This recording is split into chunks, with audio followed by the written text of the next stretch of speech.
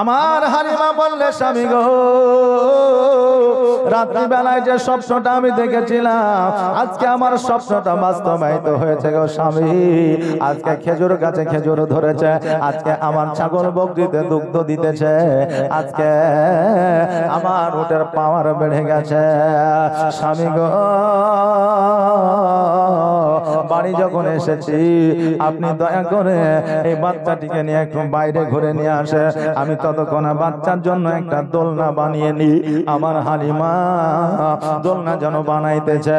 তখনকার দোলনা ছিল মায়ের আঁচল বা মায়ের কাপড়, মায়ের শাড়ি, আপনার চালের উপরে এক কোনা বাঁধত, আর এক কোনা আর এক চালে বাঁধত, মধ্যখানে আপনার বাচ্চাকে শুয়ে দেওয়া হতো, ওটাই দোলনা ছিল। আর এখনকার দোলনা বাবা 5,000 2,000 3,000 টাকা দিলে নিত্য নতুন দোলনা পাওয়া যায়। শুধু দোলনায় নয় রে বাবা, ওই দোলনাতে চাকাও ভিড়ানো আছে, ওই দোলনাতে টায়ারও ভিড়ানো আছে, ওই দোলনাতে আলো আছে, ওই দোলনাতে লাইট আছে, ওই দোলনাতে মিউজিক আছে। বাচ্চা যদি নড়ে মিউজিক চাও মাও করে বাজবে, বাচ্চা যদি হাসে আপনার লাইটিং মারবে। আর যদি মনে করে বাচ্চা কাছে একটু হেঁটে নিয়ে বেড়াবো, রাস্তার মধ্যে নিয়ে যাওয়া হবে, হয় না এরকম দোলনা আছে না? এইরকম দোলনা পাওয়া যায়, শুধু টাকা দিলে পাওয়া যায়। আরে মা বোনেরা, আগে আমার মা বোনেরা চাদর দিয়ে দোলনা বানাইতো, বাচ্চাকে শুয়ে দিয়ে দোলনা দিত, বাচ্চা ঘুমাইতো। আর আমার মা বোনেরা আপনারা যাতাতে আটা পিসাই করতো, ঢিকিতে চাল আপনার বার করতো ধান থেকে, বাচ্চা সারাদিন ঘুমাইতো। আর আজকে এত নামি দামি কোম্পানির দোলনা নিয়ে এসে আমাদের সন্তানকে শুয়ে দিয়েছি, তাও শান্তিতে ঘুমাই না। এখান থেকে বোঝা যায় রে বাবা, মায়েরা চলে যে জগতের কোন দোলনায় পাওয়া যাবে না। জোরে বলুন সুবহানাল্লাহ। মায়েরা চলে সাদের সময় জগতের কোন দোলনায় পাওয়া যায় না, এই জন্য বাচ্চারা আরামদায়ক ভাবে ঘুমায় না। আগে আমার মা বোনদের চাদরে আঁচলে কোলের মধ্যে আপনার ঘুমায় যাইতো, বাচ্চা চাদর পাইতো না, কারণ মায়ের কোলের মতো শান্তি পৃথিবীর কোন কর্নারে পাওয়া যাবে না। এ বাবাজি ভাইরা, আমার মা হালিমা রাদিয়াল্লাহু তাআলা আনহা যেন আপনার দোলনাটা একদিকে বাঁধা হয়েছে আর একদিকে বাঁধবে। এবার হারিস যেন আমার নবীজিকে নিয়ে দৌড় দৌড় দৌড় দৌড় করে চলে আসে।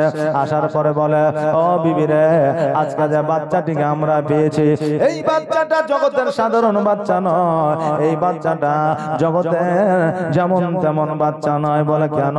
বলে এই বাচ্চাটার মধ্যে অলৌকিক দৃশ্য আছে। বলে কি অলৌকিক দৃশ্য দেখলে?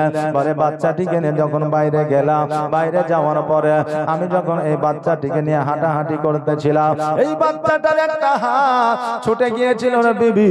এই বাচ্চাটা হাতটা ছুটে যাওয়ার পরে হাতটা যখন দলতে ছিল, আমি লক্ষ্য করে দেখলাম ওই হাতের সাথে সাথে আকাশের সূর্য পর্যন্ত খেলতেছিল। জোরে বলেন সুবহানাল্লাহ।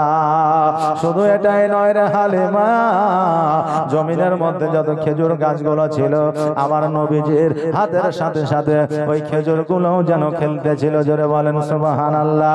হালিমা বললেন, স্বামী গো, আপনি তো এতক্ষণে বুঝতে পারলে আমি মা আমিনার বাড়িতে আমি বুঝে গিয়েছিলাম যে সন্তানটা জগতের সাধারণ সন্তানের মতো নয়।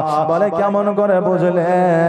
বলে স্বামী গো, আমার সন্তানকে যখন আমি কোলে উঠায় নিয়েছিলাম, মোহাম্মদকে যখন কোলে উঠায় নিয়া আমার স্তন যখন পান করাইলাম, খোদার কসম করে বলি আমার শরীরে যত রোগ ছিল সমস্ত রোগ যেন দূর হয়ে গিয়েছিল। জোরে বলে সুবহানাল্লাহ। দাই হালিমা তোমার কোলে কে এসেছে দেখো না। জোরে বলেন ইয়া রাসূলুল্লাহ।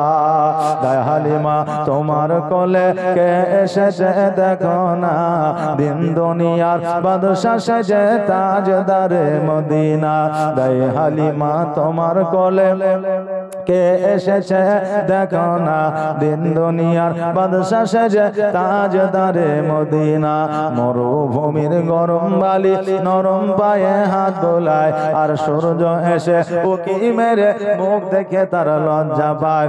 মরুভূমির গরম বালি নরম পায়ে হাত দোলায়, আর সূর্য এসে উকি মেরে মুখ দেখে তার লজ্জা পায়। চাঁদের মতো চাঁদ পেয়ে, চাঁদের মতো চাঁদ পেয়ে আর আমি না রইলি না, দিন দুনিয়ার বাদশা সেজে তাজদারে মদিনা। গায়ে হালিমা তোমার কোলে কে এসেছে দেখো না, দিন দুনিয়ার বাদশা সেজে তাজদারে মদিনা। মেঘে এসে ছায়া করে মোর নবীজির মাথাতে, আর সাপ এসে হাওয়া করে দয়ার নবীর গায়েতে। জোরে বলেন সুবহানাল্লাহ। মেঘ এসে ছায়া করে মোর নবীজির মাথাতে, সাপ এসে হাওয়া করে দয়ার নবীর গায়েতে। তাকিয়ে দেখে দয়ার নবী, তাকিয়ে দেখেন দয়ার নবী, রহমতের খাজানা, দিন দুনিয়ার বাদশা সেজে তাজদারে মদিনা। গায়ে হালিমা তোমার কোলে, গায়ে হালিমা তোমার কোলে কে এসেছে দেখো না, দিন দুনিয়ার বাদশা সেজে তাজদারে মদিনা। আল্লাহুম্মা সাল্লি সাইয়্যিদিনা মাওলানা মুহাম্মদ ওয়া আলা আলে সাইয়্যিদিনা ওয়া আলা আলি সাইয়্যিদিনা মাওলানা মুহাম্মদ। ও বাবাজি ভাইরা, আমার হালিমা তো সাদিয়া রাদিয়াল্লাহু তাআলা আনহা বলে, স্বামী গো, আজকে সন্তানটা জগতের সাধারণ সন্তানের মতো নয়। আমার হালিমা আরো বর্ণনা করেছেন, রাত্রি বেলায় যখন আমি শুয়ে থাকতাম, আমার নবীজিকে সন্ধ্যা বেলায় একটা দোলনা আমি দিয়ে দিতাম, আর আমি নিদ্রায় চলে যেতাম। সকাল বেলা যখন ঘুম থেকে উঠতাম, আমি দেখতাম ওই দোলনা তখনও দোলতে আছে। জোরে বলেন সুবহানাল্লাহ। শুধু এটাই নয়, আমার হযরতে হালিমা তো সাদিয়া রাদিয়াল্লাহু তাআলা আনহা, ওনার একটা কন্যা ছিল। ওনার কন্যা বলেছিলেন, ও গো মা, আমি যখন রাত্রি বেলায় যখন আমি ঘুম থেকে জাগ্রত হইয়া লক্ষ্য করে দেখলাম এই মুহাম্মদ বাচ্চা ছেলে দোলনায় আছে, দোলনাটা যেন দোলতে আছে, আর আমার নবীজি যেন কার সঙ্গে খেলতে আছে। জোরে বলেন সুবহানাল্লাহ। যেন কার সঙ্গে যেন খেলতে আছে, আমার নবীজি সাল্লাল্লাহু তাআলা আলাইহি ওয়াসাল্লামের সঙ্গে সারা দিন আল্লাহর ফেরেশতারা এসে থাকতে, আর আমার হালিমা একবার শুধু দোলনাটা দলিয়ে দিতে 24 ঘন্টা আল্লাহর ফেরেশতারা ওই দোলনাটা দোলাতেন। জোরে বলেন সুবহানাল্লাহ।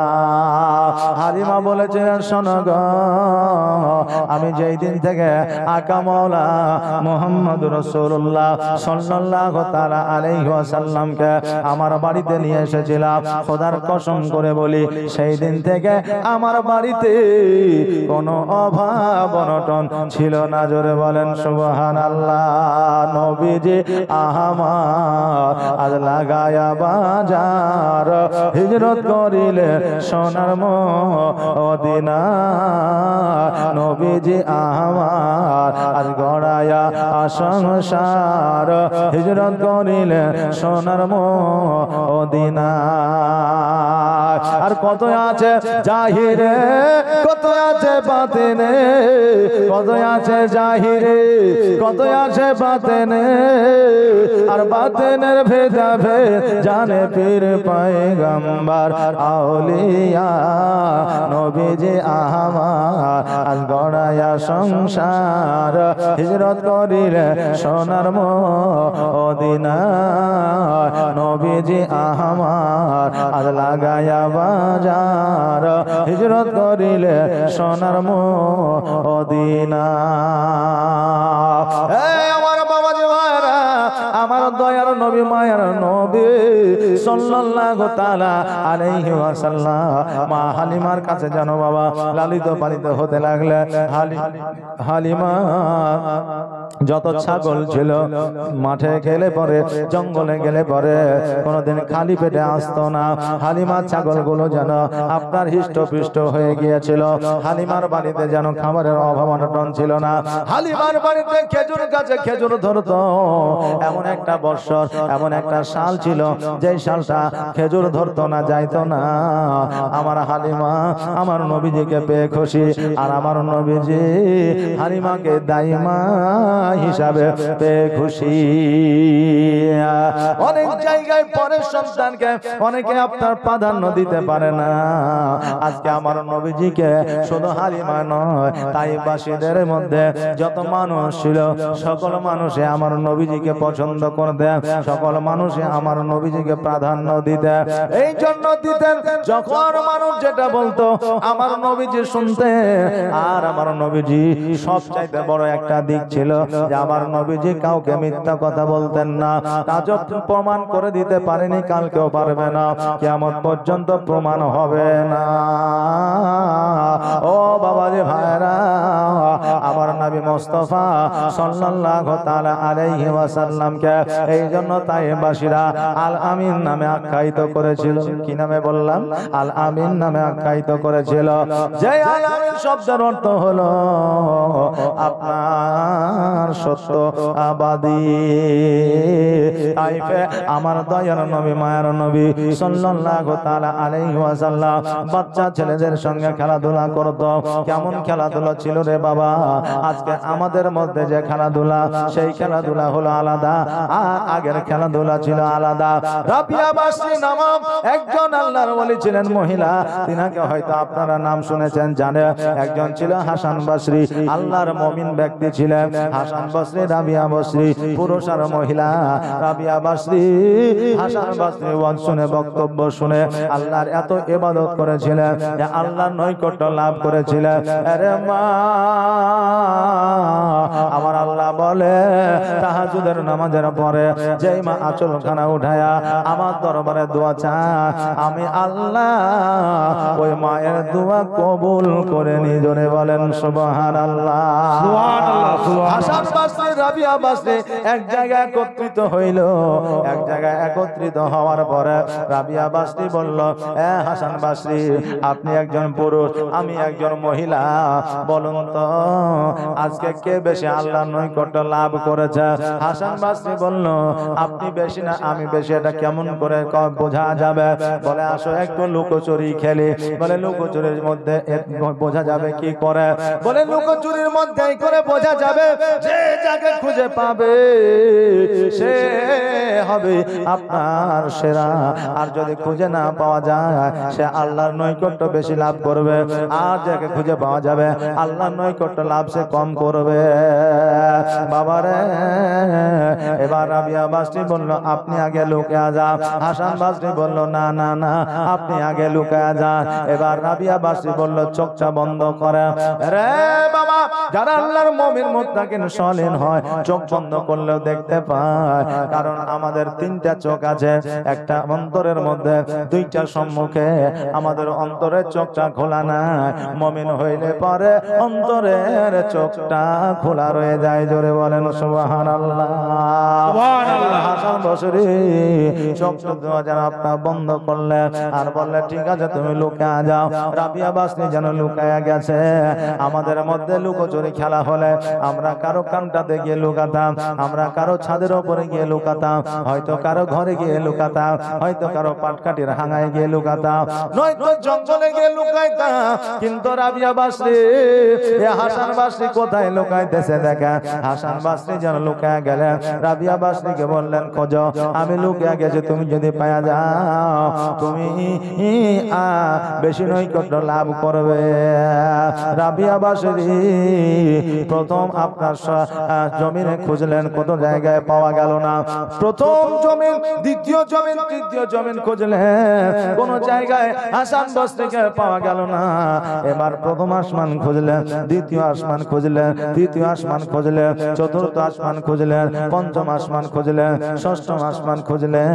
এবার সপ্তম আসমানে গিয়ে দেখে আর সে আজিমের পায়া ধরে ঝুলে আছে। জোরে বলেন সুবহানাল্লাহ। সুবহানাল্লাহ। একজন আল্লাহর ওলির পাওয়ার যদি এত হয়, আমার নবীর পাওয়ার কত ছিল। এবার বাবাজি ভাইরা, হাসান বসরিকে নিয়ে নিচে নিয়ে আসা হলো। হাসান বসরি বলল, এ রাবিয়া বসরি, এবার আমাকে তো খুঁজে পেয়ে গেলা, এবার তুমি লুকা যাও। এবার হাসান বসরি চোখটা বন্ধ করেছে, রাবিয়া বসরি যেন লুকায় গেছে।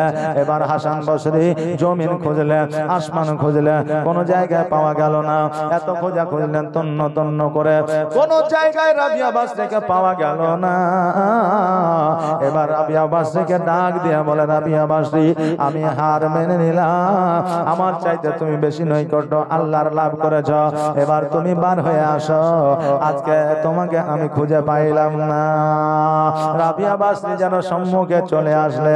এবার সম্মুখে চলে আসার পরে বলল, আমি বেশি নৈকট্য লাভ করেছি। এ বাবা, আল্লাহর ইবাদত উপাসনায় আপনার প্রতিযোগিতা করা জায়েজ আছে, কম্পিটিশন করা জায়েজ আছে, তবে বাবা হিংসা করা জায়েজ না, হিংসা করা যাবে না। হিংসাতে ক্ষতি হয়, লাভ হয় না।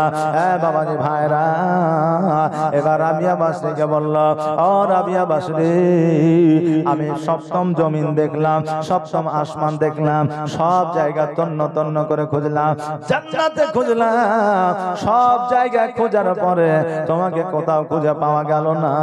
বলো বলো, তুমি কোথায় লুকিয়েছিলে, তোমাকে কেন খুঁজে পাওয়া গেল না? রাবিয়া বসরি বলে, শোনো, মানুষ কয়টা জিনিস দিয়ে তৈরি?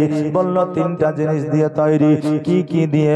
বলে, প্রথমত মাটি, দ্বিতীয়ত পানি, তৃতীয়ত হলো হাওয়া। মানুষ তিনটা জিনিস দিয়ে তৈরি, মাটি, পানি আর হাওয়া। রাবিয়া বসরি বলল, শোনো রে, আমার শরীরের মাটির অংশ মাটির সঙ্গে মিশিয়ে দিয়েছিলাম, পানির অংশ পানির সঙ্গে মিশিয়ে দিয়েছিলাম, হাওয়ার অংশ হাওয়ার সঙ্গে মিশিয়ে দিয়েছিলাম, এই জন্য তুমি আমাকে খুঁজে পাওনি। জোরে বলেন সুবহানাল্লাহ। হাসান বসরি বলল, হে রাবিয়া বসরি, শোনো রে, আজকে তুমি আমার চাইতে নিঃসন্দেহে আল্লাহ নৈকট্য লাভ করেছ, এটা আমি বুঝে গিয়েছি, জেনে গিয়েছি। বোঝানোর উদ্দেশ্য হলো একটা, যে আজকে আমাদের খেলাধুলা আলাদা, আর আগের আমলে আমার আল্লাহর পয়গম্বর, আমার প্রিয় হাবিব সাল্লাল্লাহু তাআলা আলাইহি ওয়াসাল্লামের খেলা ছিল আলাদা। এ বাবাজি ভাইরা, আমার নবী পাক সাল্লাল্লাহু তাআলা আলাইহি ওয়াসাল্লাম যখন বাবা 4 বছর বয়স, তখন কিন্তু আমার মা হালিমাকে বলতেছে, মা গো, আজকে আমার ভাই, দুধ ভাই যার নাম হলো জুমরা, ওই জুমরা প্রতিদিন ছাগল বকরি চড়াতে যায় একা, কিন্তু মা আমি কেন যাইতে পারি না? মা গো, আমাকে কেন ছাগল বকরি চড়াইতে পাঠাও না?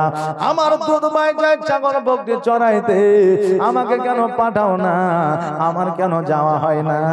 আমাকে একবার পাঠাও, আমার ভাইয়ের সঙ্গে আমিও যেতে চাই। হালিমা বলল, মুহাম্মদ, তোমাকে ছাগল বকরি চড়াইতে পাঠাতে পারবো না, এই জন্য পারবো না, তোমাকে যদি বাঘে, ভাল্লুকে, শিয়ালে, আর জীবজন্তুতে যদি আক্রমণ করে দেয়, তোমার যদি কোনো ক্ষতি হয়ে যায়, আমি আব্দুল মুত্তালিবকে জবাব দিতে পারবো না। নবী আমার বলে, মা, আজকে জগতে কোনো পাখি নাই, আপনার পশু নাই, জগতের মধ্যে কোনো জীবজন্তু না যারা আমাকে আক্রমণ করবে। মা, তুমি শুধু একবার আমাকে পাঠিয়ে দাও আমার ভাইয়ের সঙ্গে ছাগল চড়াইতে। হালিমা বলল, না না, তোমাকে জুমরার সঙ্গে পাঠানো যাবে না। নবীজি আমার এত বলার পরে হালিমা যেন রাজি হইল না। রাত্রি বেলায় জুমরার সঙ্গে আমার নবীজি শুয়ে আছে। জুমরাকে বলতেছে, রে জুমরা, তুমি যে ছাগল বকরি চড়াতে যাও, তুমি যে মাঠে জঙ্গলে যাও, তোমাকে একাই কি ছাগল বকরি চড়াইতে ভালো লাগে? জুমরা তখন তুই চোখের পানি ছেড়ে দিয়ে বলতেছে, ভাই একাই অত বড় জঙ্গলে ছাগল চড়াইতে কি আর ভালো লাগে? ভাই রে, আমি কতদিন মাকে বলেছি, মা গো আমার ভাই মোহাম্মদকে আমার সঙ্গে পাঠায় দাও, দুই ভাই একসঙ্গে ছাগল চড়াইব, কিন্তু আমার মা তোমাকে পাঠায় না। নবী আমার বলে, জুমরা আমার মা তোমার সঙ্গে পাঠাবে, কিন্তু আমি যেটা বলবো তোমাকে শুনতে হবে। বলে, কি বলো? যেটা বলবে সেটাই আমি শুনবো, শুধু তোমাকে একবার নিয়ে যেতে চাই। এবার বলল, জুমরা সকাল বেলায় তুমি ছাগল চড়াইতে যাবে না? তোমার মা যখন বলবে ছাগল চড়াইতে কেন যাবি না, তখন পর্যন্ত যাসনি কেন? তুমি বলবে, মা গো আমিও বাড়িতে থাকি, আমার ভাইও থাকে, আমার ভাইকে কেন পাঠাও না? আমি যাব না, আমার ভাইকে যদি পাঠাও তবে আমি যাব। এক বাড়িতে যদি 3টা 4টা ভাই থাকে, আর প্রতিদিন যদি একটা ছেলেকে যদি মাঠে পাঠানো হয়, তো ওই ভাই বলবে কি না যে শুধু আমি কি মাঠে যাব, ওরা যাবে না, একদিন ওরাকে পাঠা? বলবে কি বলবে না? তো জুমরা বলছে, মা আমি তো প্রতিদিনই যাচ্ছি, তা আমার সঙ্গে দুধ ভাই মোহাম্মদকে পাঠাও, তবে আমি যাব ছাগল চড়াইতে, নইলে যাব না। এই কথাটা আমার মা হালিমাকে বলবি, দেখবি অবশ্যই তোকে অনুমতি দিয়ে দেবে। সকাল হয়েছে, জুমরা চুপ করে যেন বসে আছে, ছাগলগুলো যেন বাঁধা আছে। হালিমা ডাক দিয়ে বলে, জুমরা বেলা হয়ে গেছে, তবুও ছাগলগুলো নিয়ে যাও না কেন? জুমরা বলতেছে, মা গো আজকে ছাগল এই জন্য নিয়ে যায় না, আমার ভাই মোহাম্মদকে যতক্ষণ পর্যন্ত সাথে না দিবা, যতক্ষণ পর্যন্ত ছাগল চরণ করতে না পাঠাইবা, আমার সঙ্গে না নিয়ে যাব, ততক্ষণ পর্যন্ত ছাগল চড়াইতে যাব না। হালিমা বুঝতে পারলেন, জানতে পারলেন যে সকালবেলা আমার সঙ্গে মোহাম্মদ আলোচনা করেছিল, রাত্রিবেলায় এরা যুক্তি করে নিয়েছে, অতএব এদেরকে আর বাধা দেওয়া যাবে না। যদি বাধা দিই আমার ছাগলগুলো চড়াতে যাবে না। হ্যাঁ বাবাজি ভাইরা, এবার বলল, জুমরা রে আজকে নবীকে নিয়ে যাবে ছাগল বকরি চড়ানোর জন্য। এবার ছাগল বকরি চড়াইতে গিয়া যদি বাঘে আক্রমণ করে কেমন করে বাঁচাইবি? বলে, আমরা গাছের উপরে উঠে যাব। বলে, খিদা লাগলে কি খাওয়াবি? বলে, খিদা লাগলে ছাগল বকরি দুগ্ধ খাবো। হালিমা বলল, জুমরা শোন রে, তুই নিয়ে যাবি যা, কিন্তু দেখবি কোন রকমের যেন অসুবিধা না হয়, কোন রকমের যেন আপদ বিপদ না হয়। জুমরা বলল, ঠিক আছে মা, আমার নবীজিকে লইয়া যেন বাবা ওই জুমরা ছাগল চড়াইতে চলে গেল। যেমন বড় জঙ্গলের মধ্যে গেছে, সকল জীব জন্তুরা আমার নবীকে জুমরাকে যেন গোল করে ঘেরাও করে নিয়েছে। জুমরা মনে মনে ভাবছে, আজকে আর রেহাই নাই, আজকে আমাদেরকে খতম করে দিবে, আজকে আমাদের আর ছাড় না। চোখটাকে যেন বন্ধ করে নিয়েছে ভয়ে। কিছুক্ষণ পরে দেখছে যেন বাঘ ভাল্লুক আর ছাগলের আর যেন কোনো পশু পাখির আওয়াজ নাই। আস্তে আস্তে জুমরা যখন চোখটা খুলে দেখছে যেন যত জীব জন্তু ছিল সকল জীব জন্তু আমার নবীর পায়ে যেন চুম্বন করতে আছে। জোরে বলেন সুবহানাল্লাহ। সবাই যেন আমার নবীজির পায়ে যেন চুম্বন করতে আছে। জুমরা দেখে যেন বাবা অবাক হয়ে গেল। আমার নবীজি বললেন, এ জুমরা, আমার মা কিছু জিজ্ঞাসা করবে না, আর মাকে তোমার বলারও কিছু দরকার না। যদি এই কথা হালিমা জানতে পারে, আগামী কাল থেকে আর ছাগল চড়াইতে আসতে দেবে না। ও বেরাদার, এইভাবে 2 দিন 3 দিন 4 দিন 5 দিন 7 দিন ছাগল বকরি গুলো চড়াইলেন। হঠাৎ করে আমার নবীজিকে জ্বর হয়ে গেছে, বাড়িতে আপনার শুয়ে রেখেছে। আর হালিমা বলেছে, আর ছাগল বকরি চড়াইতে যাওয়া যাবে না। এই জন্য যাওয়া যাবে না, রোদ্রে পাকা ময়দানে নতুন আবহাওয়ায় তুমি গেছো, এই জন্য তোমার জ্বর হয়েছে। আমার নবীজির কপালে একটা ন্যাকড়া ভিজা দিয়ে দিয়েছে। এইদিকে পশু পাখিরা জঙ্গলে জীবজন্তুরা চিন্তা করে হায় রে যেই নবীর নূরানি চেহারা আমরা দেখেছিলাম আজকে নবীর চেহারা তো দেখতে পাই না, আরো একবার নবীর চেহারা শেষবারের মতো দেখতে চায়। ও বাবাজি ভাইরা, জগতের মধ্যে আমার নবী পাক সাল্লাল্লাহু তাআলা আলাইহি ওয়াসাল্লামকে যে একবার দেখে নিয়েছে তার জন্য জাহান্নামের আগুন হারাম হয়েছে। জোরে বলেন সুবহানাল্লাহ। বাবাজি মায়েরা, এবার আপনার বনের পশু পাখিরা চিন্তা করে কি করে দেখা যায়, কি করে দেখা যায়। এবার বাঘে বলতেছে শোন, সবচাইতে যে বড় জুমরার কাছে বড় যেটা হিষ্ট পিষ্ট ছাগল আছে ওই ছাগলটাকে উঠে নিয়ে আসবে, তুলে নিয়ে আসবে। দেখবে আমার নবীজি ওই ছাগলটাকে ছুটানোর জন্য আসবে, আর ওই ছাগলটাকে আমার নবী ছুটানোর জন্য যখন আসবে তখন শেষবারের মতো আমার নবীকে প্রাণ ভরে দেখে নিবি আর আমার নবীর কদমে চুম্বন করে নিবি। সকল জীবজন্তু আপনার আলোচনা মিটিং করে নিল। এবার মিটিং করে নেওয়ার পরে জানো বাবা আপনার হালিমার বাড়ির দিকে যেন রওনা হয়ে গেল একটা ছাগল নিতে যাওয়ার জন্য। এইদিকে শিয়াল কিন্তু চুপ করে শুয়ে আছে, বাঘ আগে আগে যাচ্ছে, সবাই পেছনে পেছনে যাচ্ছে। শিয়াল বলছে মামা কোথায় যাওয়া? তো বলছে একটু কাজ আছে। বলছে বলো কেন? তোকে বলে কি কাম আছে? বলো বললে অবশ্যই আছে। আমাদের নবী আর আসে না ছাগল চড়াইতে, নবীজিকে দেখতেও পাই না। আজকে নবীকে শেষবারের মতো দেখার জন্য আজকে হালিমা সব চাইতে ভালো ছাগলটাকে আনতে যাচ্ছি। ছাগলটা নিয়ে এসে বাড়ি আমরা জঙ্গলে রাখবো, আর আমার নবীজি নামার জন্য আসবে, তখনই আমার নবীজিকে দর্শন করব। শিয়াল বলছে যাও একবার যায় দেখো। বলে কেন? একটাও মারে মাটিতে পড়বে না। বলছে কেন? বলে মানুষ যদি বাঘকে দেখে মানুষ ঠিক থাকবে? থাকবে? থাকবে না। কত যে মার তোমার উপরে হবে মামা, তুমি খেতে পারবে না। অতএব বাঘ দেখে মানুষ ভয় করে। মামা আজকে তোমাকে যাইতে হবে না, আমি যাচ্ছি ছাগলটা আনার জন্য। কারণ শিয়াল দেখলে মানুষ ভয় পায় না, কিন্তু বাঘ দেখলে ভয় পায়। গ্রামের মানুষ আপনার হয় হট্টগোল লাগিয়ে দিবে। ছাগল আনা তো দূরের কথা, নিজের প্রাণ আনতে পারবে কিনা তার কোনো গ্যারেন্টি নাই।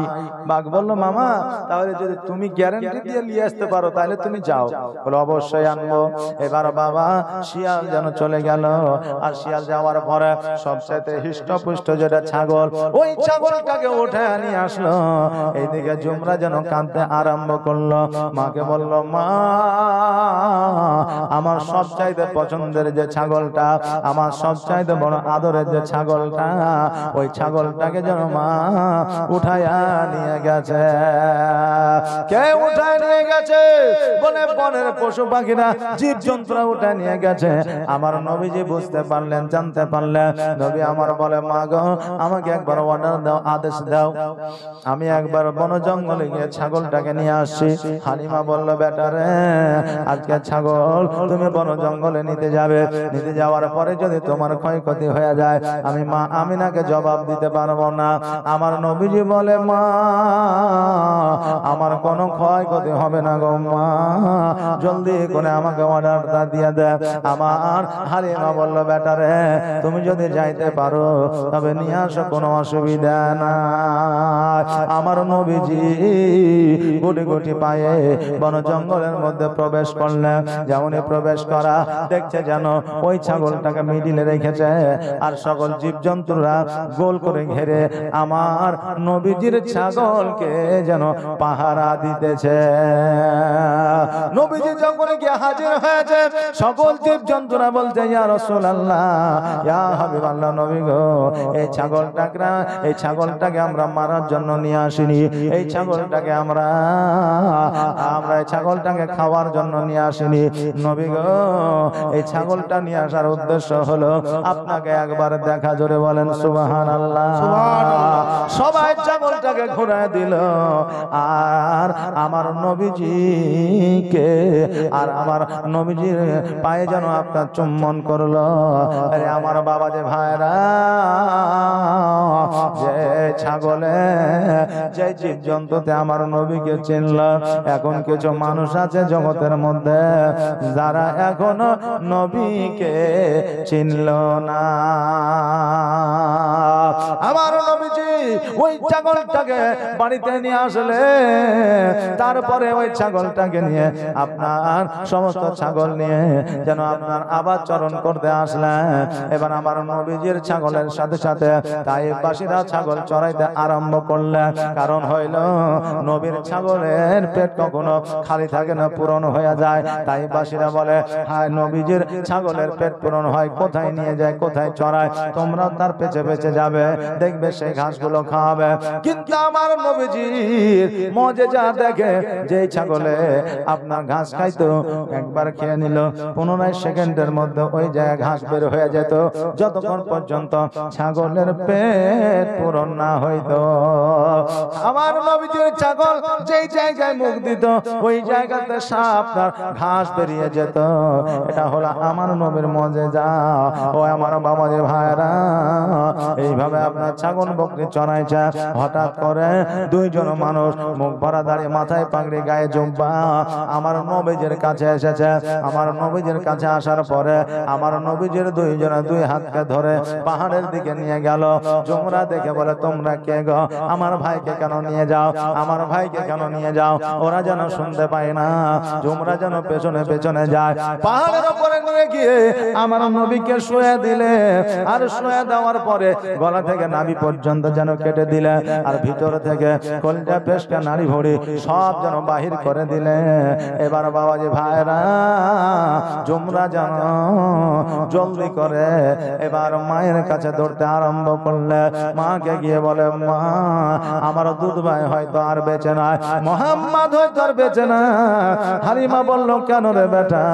বলে, দুইজন মানুষ পাহাড়ের উপরে নিয়ে গিয়ে আমার নবীজির পুরো আপনার বুকটাকে চিরে দিয়েছে, সমস্ত জিনিস বুকের ভিতর থেকে বাহির করে নিয়েছে। মা, এতক্ষণ পর্যন্ত হয়তো আমার দুধ ভাই বেঁচে নাই, জলদি করে চলো, জলদি করে চলো গো মা।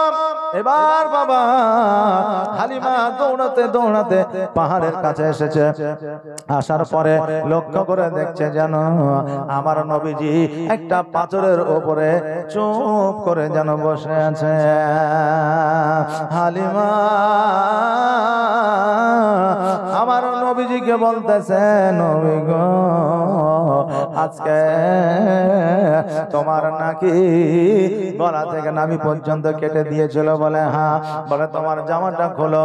এবার যখন জামাটা খুলছেন দেখছেন যেন ওই জায়গা, যেই জায়গা কেটেছিল ওই জায়গায় কাটা তো দূরের কথা, ব্যথা তো দূরের কথা, ওই জায়গায় একটু দাগ পর্যন্ত ছিল না। জোরে বলেন সুবহানাল্লাহ।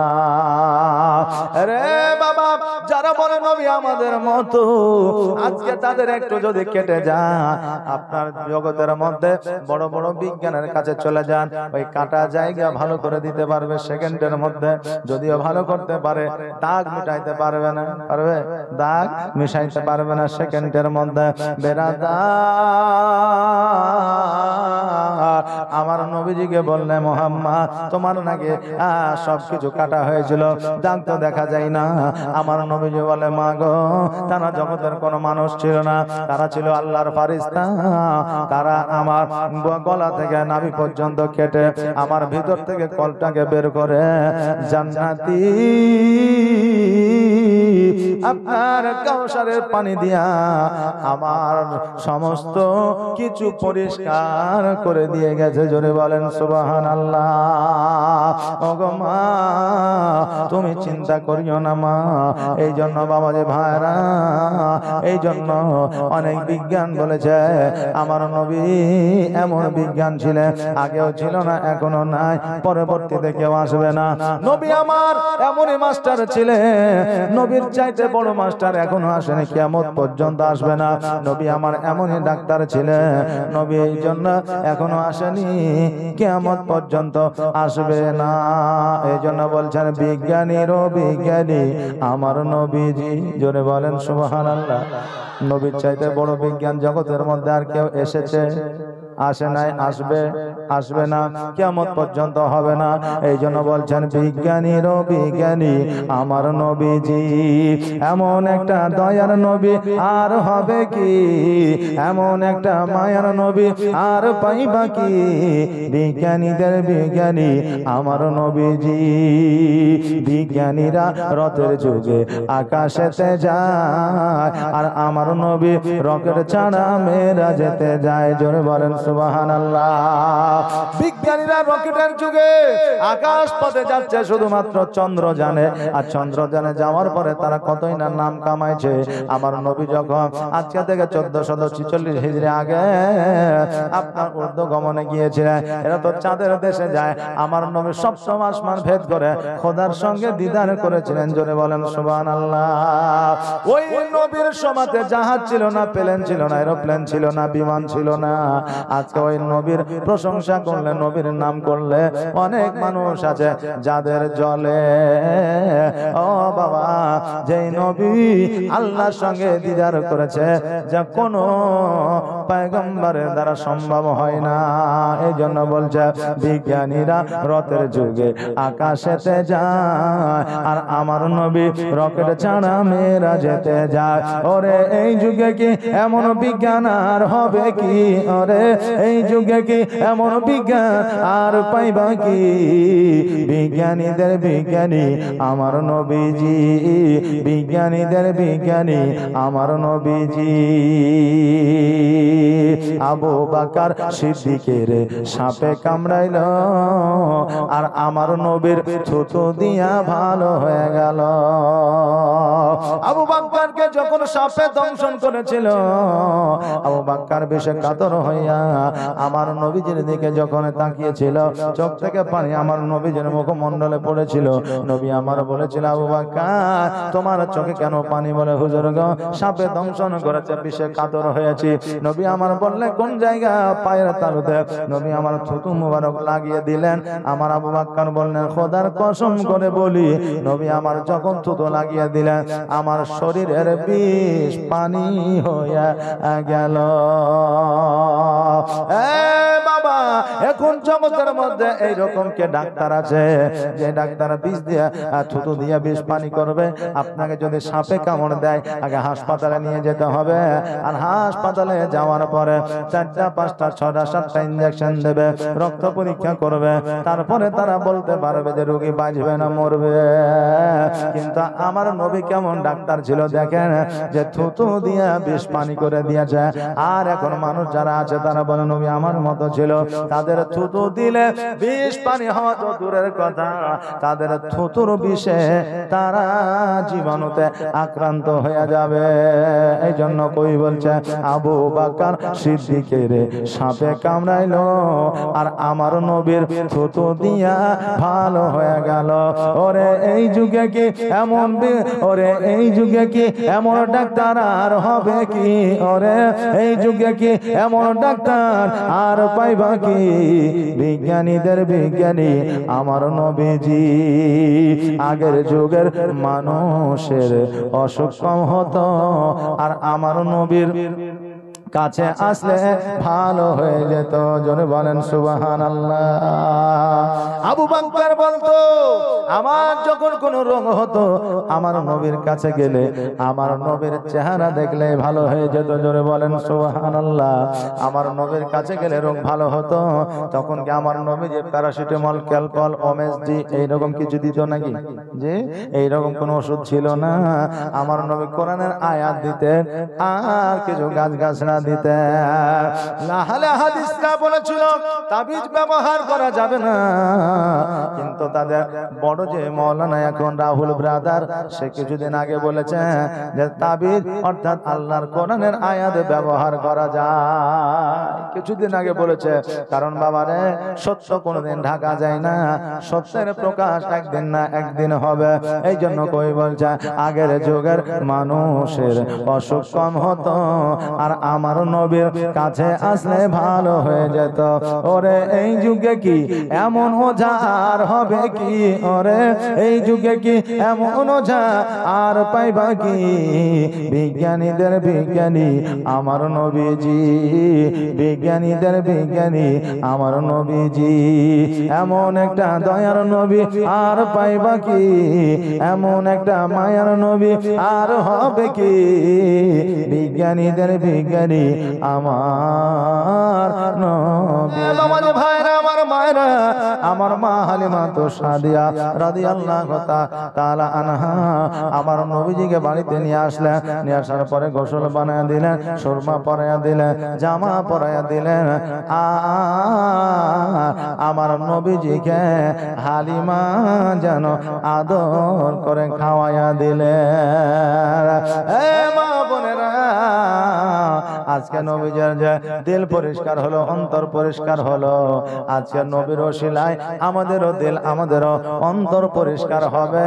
আমি 500 বাপজিকে বলবো 1000 টাকা করে টাকা দিবে।